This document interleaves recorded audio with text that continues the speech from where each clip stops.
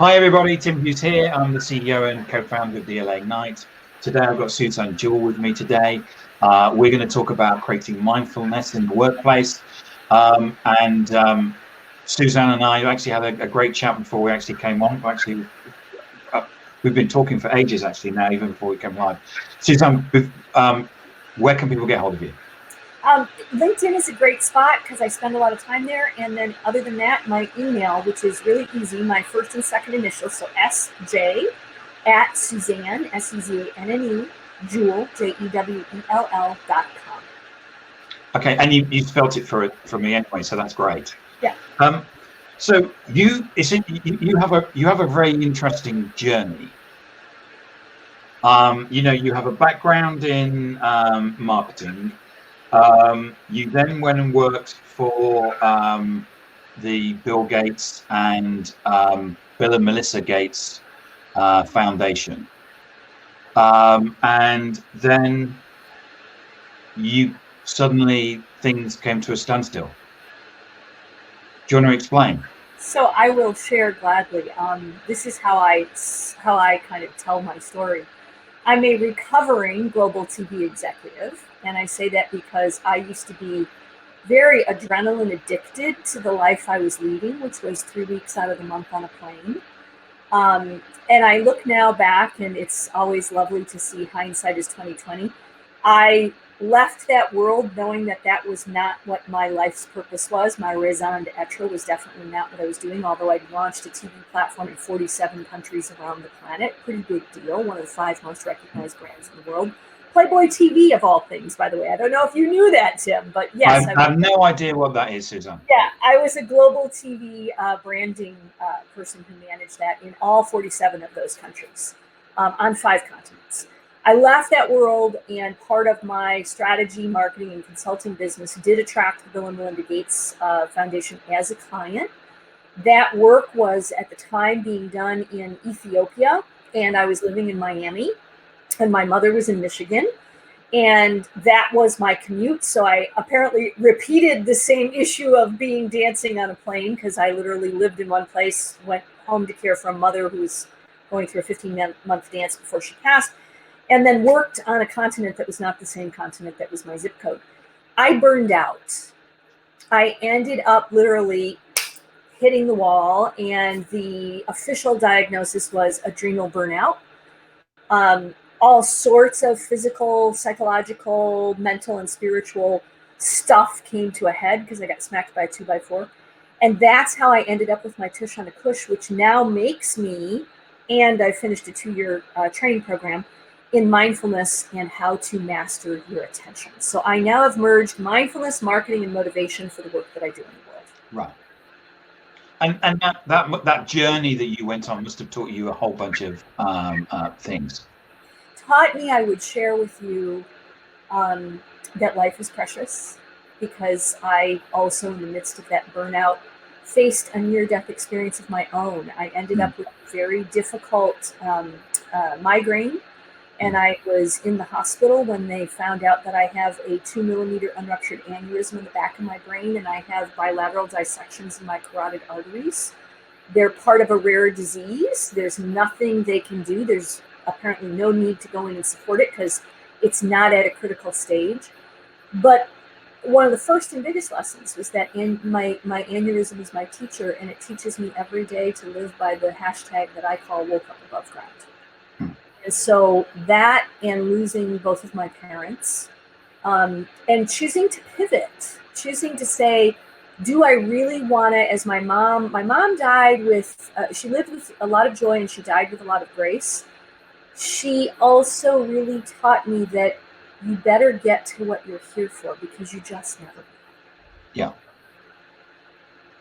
And I think that, when we spoke originally about on the call to prepare for this, I think you've been on a fantastic journey that many of us have been on, where we work and work and work and work and work and work, and then we hit a wall and all of a sudden it stops.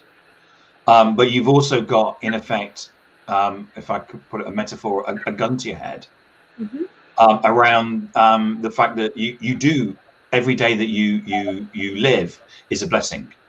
It is. And that gun, or that presence of death, the presence that I know I have an expiration date, don't know the date, but I know I do, has become, in not a morbid way at all, because you can tell I'm not sitting here crying. I'm not gnashing.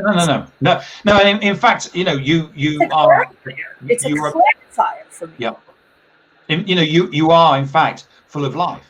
I am. And you know what my mom said to me? She said, Susie, she said, when I die, I want to die with no life left in me. And like, she would say those zingy little things. It's like, yeah, I do want to make sure I live up and use up all of that life. And my grandma used to also say to me, I had very wise women in my family, not necessarily educated and not necessarily worldly, but very wise. And my grandma would say, make sure that the ghosts hanging around your bed don't include the things that you didn't do, whether it was a book, a garden, a kid, building a house, building a relationship, whatever were those things. So I really, I have this fascinating sense of, now the tension for me is a dichotomy of try to be here and be on purpose. But then because of the physical issues I do deal with, I have a neurological issue you can't see. I also have had to be insanely compassionate with myself, because there are days when I don't feel well. And you wouldn't necessarily know it unless you might know me really well to be able to look in my eyes and see that I'm literally in some sort of pain, or I might not be able to have physical movement. And yet the most important thing I have to do is literally, as the Dalai Lama says, kindness is my religion. I have to choose to be insanely kind to myself on those days. I'm also a Virgo, which means I'm a perfectionist, and I'm type A. So you take all of that together, and this path of walking mindfully has literally become the way I live, work, create, and play. That's the name of my business. It's called The Mindful Way, because I really think it needs to be embodied, not just spoken about. It needs to be embodied. How you literally engage with individuals, how I engage with my body, how I engage with washing the dishes. And when I am in that space of being fully present, I occupy the moments I have of life a lot more fully. So you went through this process of burnout. You then also had this medical condition, and then you've come out the other side. So fast forward to today. What is it that what are you talking about to people about mindfulness in the workplace? Let's talk about the present rather than the past. The present of what I do in that regard is, I'm a startup coach at Babson College, which is one of the most powerful entrepreneurial programs in the world, really.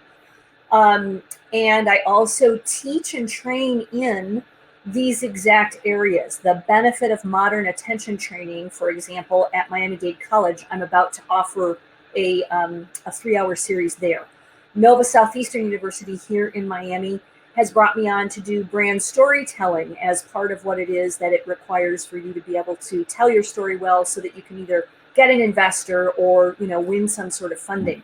So I still really live in the space of those 3 M's, the mindfulness, the marketing, and the motivation. And depending on, as I'm building my client base, I work directly, for example, with a lot of entrepreneurs who are taking the pivot. People who, like me, might be around the 50-year-old mark and deciding that either COVID or their career just decided to give them an opportunity to shift. And then I also do a lot of what I would call mindful philanthropy, which is I offer with nonprofits ways for their teams to be able to learn modern attention training, just because, especially with COVID, meditation went up by 2,900% in the workplace during the pandemic. So we realize that I'll use this little thing. This is your mind on your daily 70,000 thoughts. Yes. Is literally the shiny object syndrome that most of us, and I was dealing with. And until you learn how to let all that fancy stuff settle, which you can learn how to do in about 3 minutes or less, most of us are addicted to still running around and chasing all the shiny objects. So I help people deal with shiny object syndrome and how to calm and clear a way for them to either be on purpose or keep their life the way it is and simply manage more mindfully how they are showing up in the world. Yeah, I did My partner's 25-year-old son told me about this, the Calm app. Yes. And there's a meditation, there's a whole, you do it for a whole month, Yes. meditation course on that, and I found that excellent. Yes. It's enabled me to control sleep, Yep. which is probably one of the most important things, because as executives, from burnout, that one of the most important things to do, apart from eating and exercise, is actually to get a proper sleep. Well, and I think that even question of using meditation as a tool either for productivity, creativity, or for restful replenishment underlies a bigger question. And in the mindfulness teachers world, we're having this discussion, which is learning how to manage in the system is one thing, but the other real big question is looking at the context of the culture we've created at the corporate space, which is this is not a sustainable way to care well for human beings. Yes. And so part of what I really think is, at least in some circles I'm seeing, and the places I'm being brought in to train, and I train virtually, I train now back in real life again, is this idea of literally learning to use the big pause to learn how to take a pause. Even if it's just like us right here, right now, just let's take a moment. Let's just settle back with our shoulders. Let's let our feet touch the earth. Let's let our jaw kind of go a little bit gently slack, maybe even soften your focus. Stop looking at the screen for a minute and simply feel the contact you're making with the chair and recognize that you're on Earth, on a body of a planet, and you're held here by the gift of gratitude. There's nothing you need to do. There's nowhere to go. Just be here.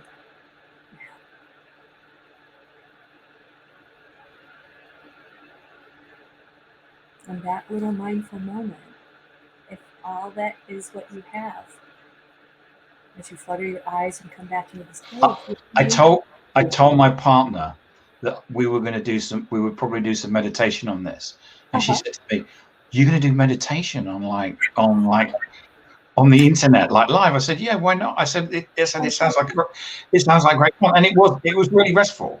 I learned on the meditation. The key thing for me about meditation was getting into that, what's it called, with your grounding position. Yes. And I immediately went into what I taught myself, and it is I can just feel myself grounding. It's a wonderful feeling. So it's a beautiful thing, you know this, because here's what's so fascinating. Meditation's been around for eons. The kind I practice as an actual practicing Buddhist, besides being a meditation teacher, is 2,600 years old. But now they're able to put our brains in MRI machines and put these EEG things on our heads and look at those who meditate. And what they're learning, for example, is what you just shared. We have found out through Harvard Lazar Lab research that if you sleep, you just talked about sleep, you sleep out of the 24 hours that you're offered, 6 hours or 8 hours, you do the math, remove that from your 24 hours. So whether you've got 18 hours left or 16 hours left, you do the math. 47% of the time you're vertical. Get ready for this. Your mind and body are not in the same place. So you just saw me split my fingers, right? Your mind is in the past tense or in the future tense, but not in the present tense. So you are actually, what you just experienced is what I call personal GPS. You geophysically located yourself in the same space where your mind and body actually were. We are learning so much now that we can time travel. But what we haven't mastered is, because of those shiny objects, we're running around all the time. I even have this lovely little thing called the attention wheel. And this this is what I do. This is how I work. I'm Susie Sesame Street.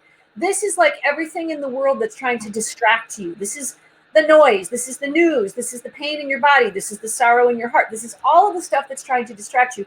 But when you even with your hands did this, Tim, when you focus your attention like a flashlight, you went like this. All of a sudden, that stuff starts to settle like the glitter in the jar does.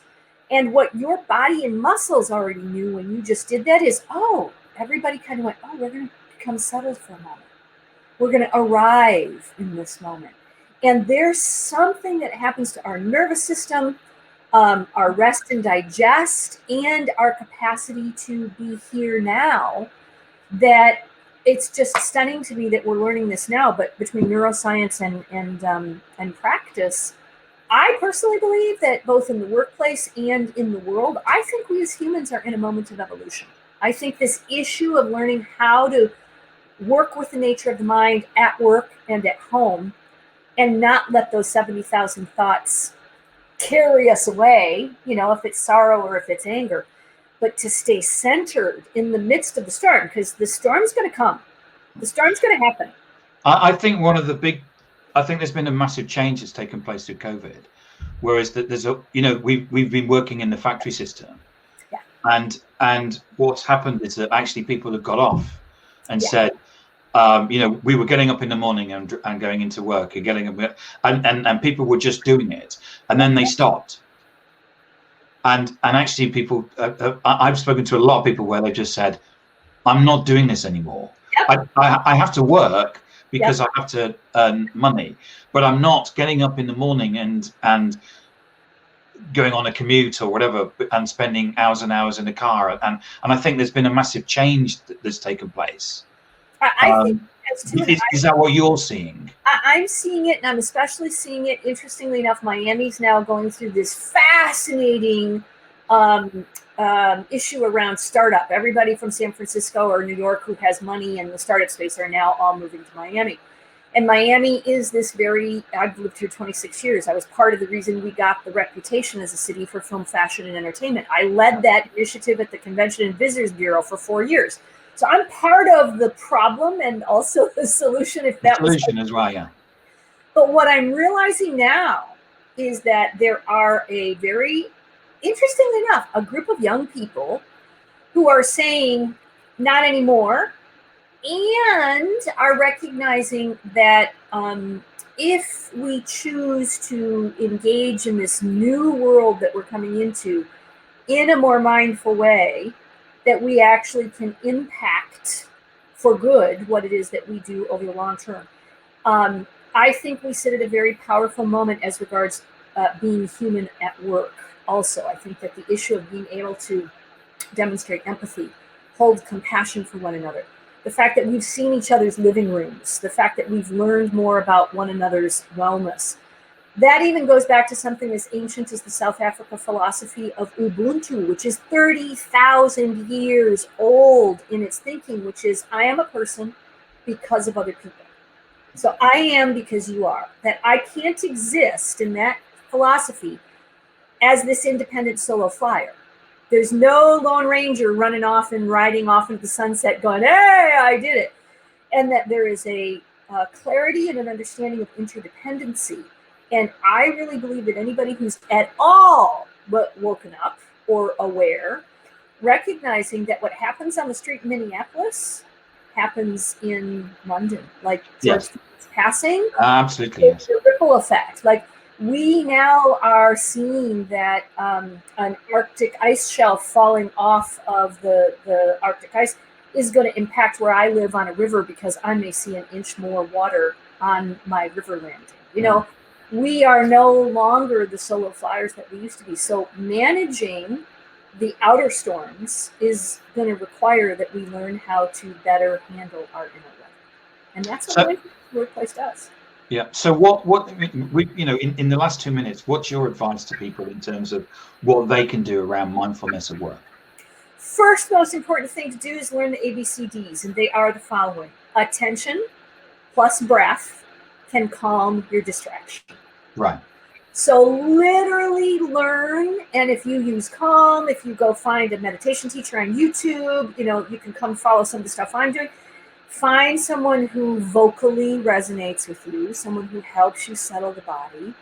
And first and foremost, don't be afraid if it doesn't work for a while, because the nature of your mind is to produce thoughts, just like your mouth produces saliva. So guess what? You're supposed to be thinking. I'm thinking about something else. That's okay. That's why you learn how to use your breath. So you remember that circle, you use your breath, and you learn how to calm your distraction. And you practice the sensation of the body of, oh, this is me relaxed. Oh, this is me calm. And your muscles will start to have memory around that. The other thing I would highly encourage, and this is a very simple thing to do, by the way, start a gratitude practice. Get thee a journal. And in your journal, before you go to bed at night, write down 3 things that you have that day to be grateful for. The research where I was trained at Berkeley's Greater Good Science Center shows that if you write down 3 things you're grateful for on a regular basis, you will actually impact your sleep for good, because you're shifting the mind from negativity or from what I didn't get done to what actually mattered during the daytime. And that's great advice. Great advice. Suzanne, it's been fantastic talking to you. I never thought I'd actually do meditation live on the internet, but I have done now. I can tick that one off. I love it. Thank you for your coming on and explaining your story, and also for sharing your advice as well. It's insightful, and I think there's a lot of people can learn from that. I so appreciate it, Tim. And I'll tell you, you're not alone in bravery. I'm just about to start a new little 2-minute mindful moment on Inside South Florida TV every week, because they too realize that there are people who just, all you need is a little pocket of peace. You just need a little open. That's all we need. Yeah. And so I'm honored that you reached out, and I look forward to seeing how this goes. You're welcome. And so remind people where they can get hold of you. You can get a hold of me on LinkedIn. I'm easy to find there. I'm also on Facebook. And if you want to email me directly, SJ@SUZANNEJEWELL.com. Suzanne Jewell. Thank you, Suzanne. And I'm sure we'll talk again sometime soon. I so look forward to it, Tim. And thank you, Suzanne.